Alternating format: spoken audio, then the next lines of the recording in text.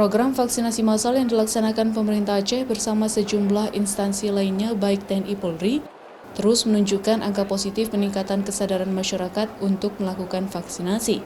Selain program vaksinasi massal untuk menyasar masyarakat, pemerintah Aceh juga saat ini aktif melakukan vaksinasi masuk desa untuk mempermudah para lansia divaksinasi.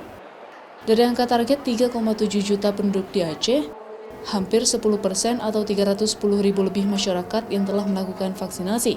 Angka ini didapat baik dari vaksinasi kepada tenaga kesehatan, aparatur sipil negara, petugas pelayan publik, hingga lansia. Alhamdulillah untuk seluruh masyarakat Aceh itu target yang sudah dicapai untuk vaksinasi adalah sebanyak 310.000 masyarakat Aceh. Jadi sudah hampir 10% dari target 3,7 juta rakyat Aceh yang divaksin, itu kita sudah hampir mencapai 10%-nya. Dan memang penekanannya adalah memang kegiatan-kegiatan vaksinasi massal seperti yang kondisi saat ini. Saat ini salah satu kendala banyaknya masyarakat yang belum melakukan vaksinasi adalah karena penundaan disebabkan adanya penyakit penyerta, sehingga harus menunggu waktu kembali untuk vaksinasi.